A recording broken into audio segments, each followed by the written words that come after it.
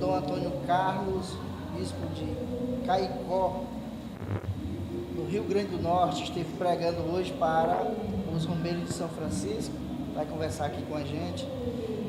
Dom, diante a esse momento, com os romeiros de São Francisco, o que é que o senhor destaca na noite de hoje?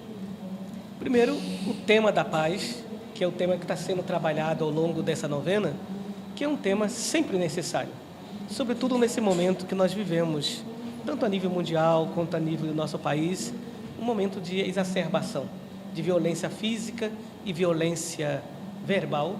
É preciso recolocarmos o tema da paz, sobretudo porque está inerente à experiência cristã.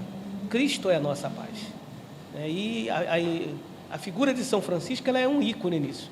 Como alguém tão identificado com Cristo foi capaz de ser instrumento de paz num contexto que também não era fácil.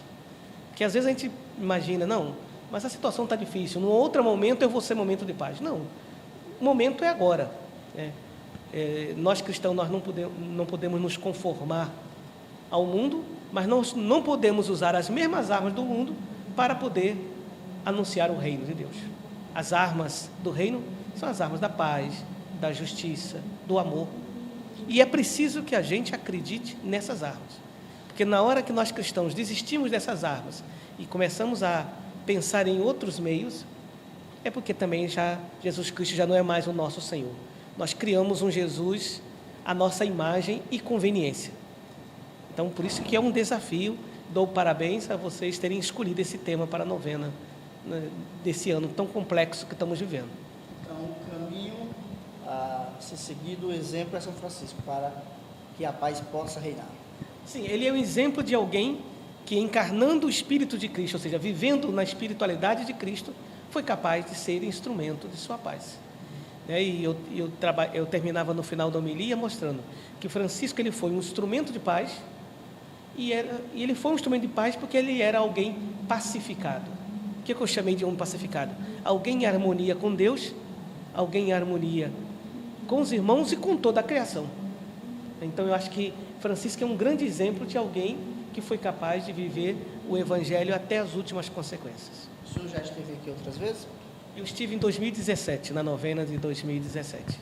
E confesso a vocês que eu gosto muito das expressões da religiosidade popular. Esse ano eu estive em Bom Jesus da Lapa, pregando lá, agora aqui. E ainda que isso, da nossa parte, nós tenhamos que fazer movimentos de viagem, mas sinto que para nós pastores, estar nesse momento é uma coisa que nos abastece, né? Quando a gente olha para a fé do nosso povo, isso nos confirma na missão. Como foi para o senhor, para a igreja também lá em Rio Grande do Norte, enfrentar esses 2 anos de pandemia? Foram anos muito complexos. Eu acho que vivemos todos mais ou menos no mesmo cenário. Primeira hora muito assustado, nós não sabíamos o que era, quanto tempo isso ia levar. Depois as perdas, né? Nós temos quase 700 mil pessoas mortas no nosso país. E imagine que se por trás de cada pessoa dessa que morreu, tem pelo menos 5 pessoas sofrendo pela perda do ente querido. Muitas vezes a despedida não foi possível ser feita. É um momento doloroso ainda. Nós ainda não acabamos a pandemia, nós estamos saindo dela. E estamos sofrendo as consequências. Tem aumentado a ansiedade, depressão, suicídio na nossa sociedade. E muitas vezes como consequência desse bojo todo que vem no bojo de tudo isso. Mas uma coisa que eu acho interessante é que as festas de padroeiros esse ano, eu digo pela minha diocese, mas digo também olhando Bom Jesus da Lapa, por exemplo, que eu tive lá, esse ano ela está mais forte do que os outros anos. Eu acho que esses 2 últimos anos que nós tivemos privados disso, deu no nosso povo uma sede, um desejo de vir celebrar. Dom, muito obrigado pela presença do senhor, né, e também a entrevista, algo que a gente não perguntou, o senhor queira ainda acrescentar?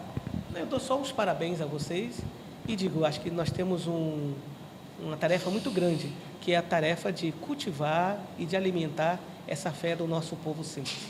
E cuidar para que essa fé, aquilo que eu disse logo no início das minhas palavras, citando as palavras do Papa Francisco, não deixe que roubem a nossa fé. Então, não deixar que a fé do nosso povo seja roubada.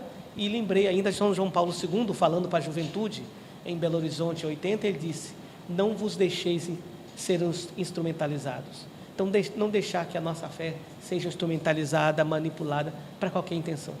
Porque, para que de fato a nossa fé seja no Senhor Jesus e Ele possa ser a luz para os nossos caminhos.